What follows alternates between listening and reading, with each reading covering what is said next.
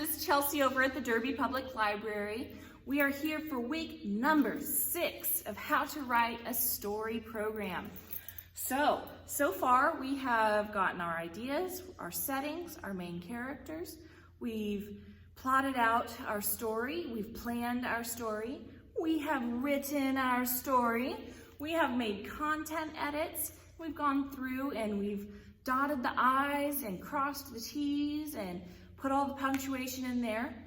Now it's time for step number, I think 9. Step number 9.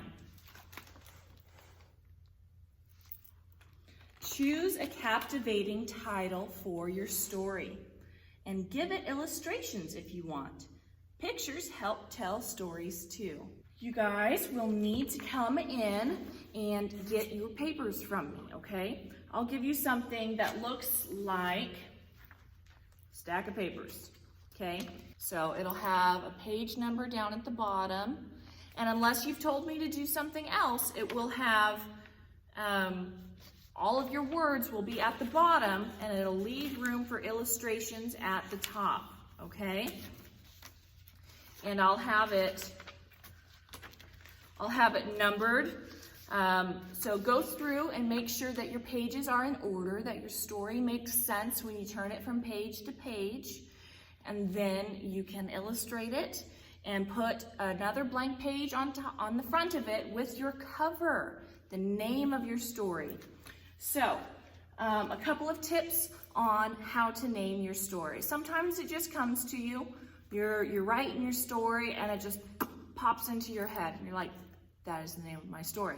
Some people have a harder time with it, and you know, that is okay. I have 3 tips on how to find your story title. So the first one is, it's a formula. It's the good guy and the bad guy. So for my story, that would be the good guy. So that would be kind of weird, the Millie. We'll just say Millie and the bad guy. Well, in my story, I don't really have a bad guy. But the thing that's against her is the talent show, right? So I would say Millie and the talent show. But it could be Millie and, if I had written a different story, Millie and the monsters, or Jack and the beanstalk, or Jack and the giant, okay? Tip number 2 is the adjective noun. So, what's an adjective? An adjective is a describing word. So, a color or a texture or any describing word. And a noun is any person, place, or thing.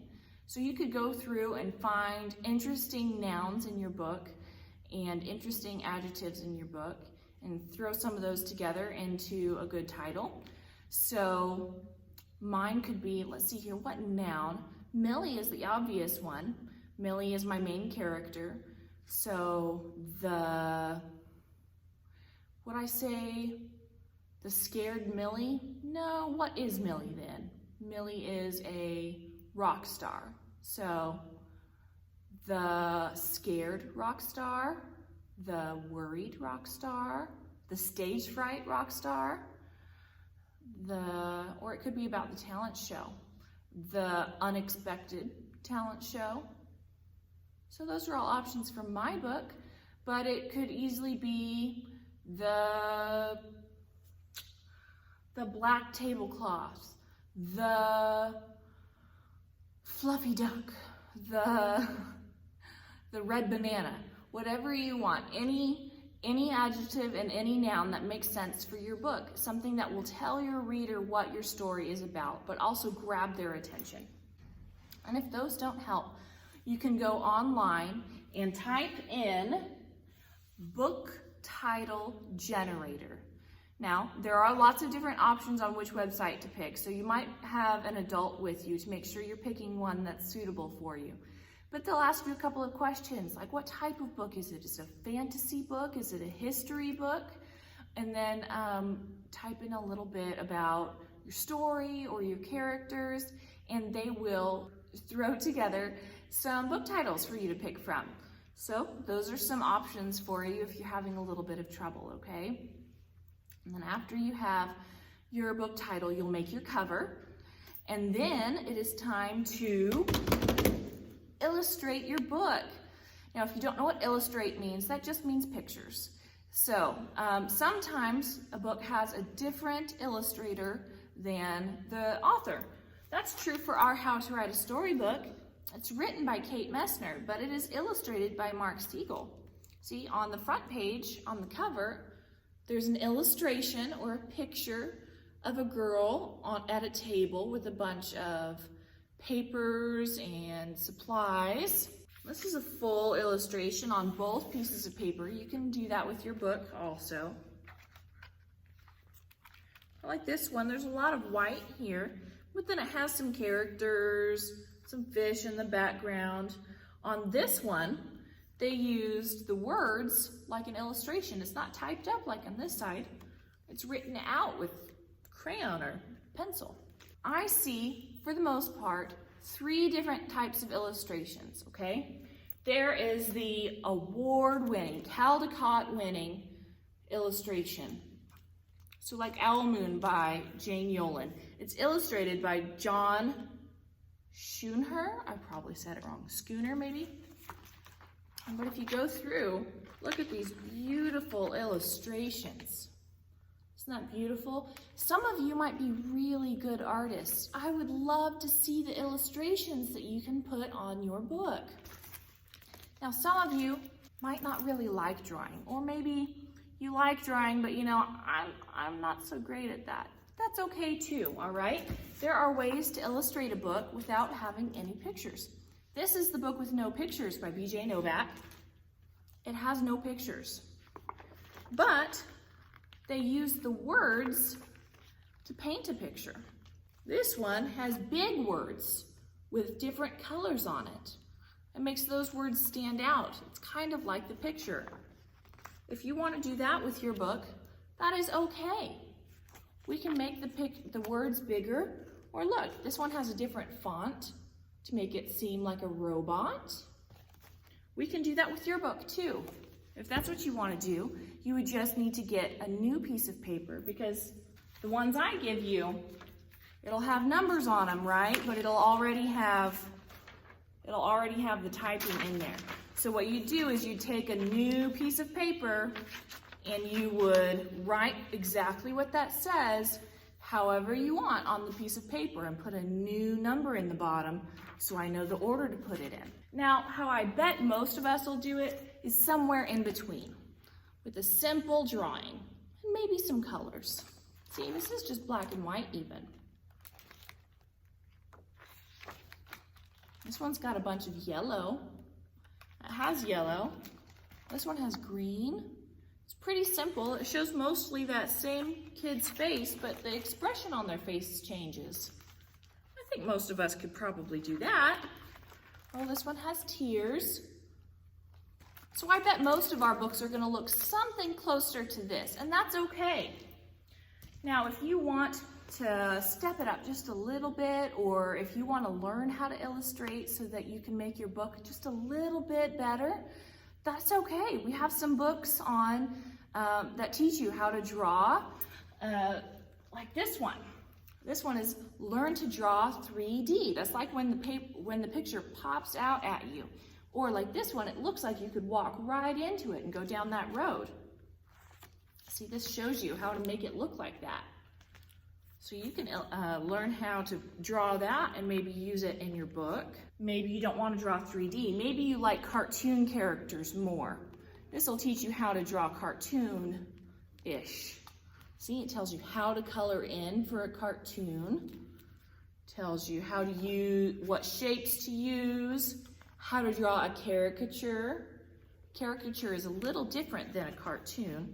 You might draw an athlete different from a burglar, or how to draw scenery even. That's this one. Maybe yours has people in it. This is a book of famous people from several years ago. So you could learn how to draw, well, you probably don't know who Groucho Marx is, but that's about 7 steps on how to draw Groucho Marx or Mark Twain. There's no words, but It's easy to copy. After you learn how to draw other people, you might be able to use those same tricks and tools to drawing your characters. But then maybe you like manga. Maybe you want to use manga style drawings. This one will teach you how to draw manga animals. It's got step-by-step instructions too. And these aren't the only books on how to draw in the library. We have a lot more options for you to pick through. Come on in and let us help you find the right one for you. This is a book called What Do Illustrators Do? It talks a lot about what we're doing this week and people who do it professionally. That's what they do every day. It talks about how they both are going to illustrate the same story and how in the end their stories are going to look different because one person draws differently than the other person. When you're done titling and illustrating your book, you need to bring it to me at the library. That way I can turn it into a real book, okay? I have this special machine that I'm going to turn your story into a book that you can read over and over again at home.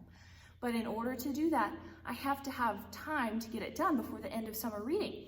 So you have to bring it to me before closing time on Monday, July 19th, okay? Repeat that with me. I need your illustrations and your stories before 8:30 on July 19th. You can bring it to me July 15th. You can bring it to me in 2 hours if you want to, but I need it before 8:30 on July 19th, okay? All right. Speaking of July 19th, we actually have a small printing error in our summer reading program calendar. So this is the last video that you guys are going to watch with me. This is the last step to making our books, okay? But I will go live next week at this time. So on July 19th at 4 o'clock, I'm gonna go live on Facebook and answer any questions you guys might have, talk a little bit with you. But this is the last homework that you'll have, okay? And then, so we don't have a video going up July 19th or July 25th, but we do have our premiere where everybody's gonna get together and we're gonna look at each other's books. And if you want to, you can read your book to the audience, to your family and your friends, invite your family and friends. And that's August 1st at 5:30 at the Derby Public Library. Again, August 1st at 5:30 at the Derby Public Library in the community room. Bring your family and friends. We're gonna get together and have some snacks and we're gonna read our stories. Don't forget to turn your stories in on time. That way I can get everything printed off, okay? I will see you before July 19th. All right? Bye, guys.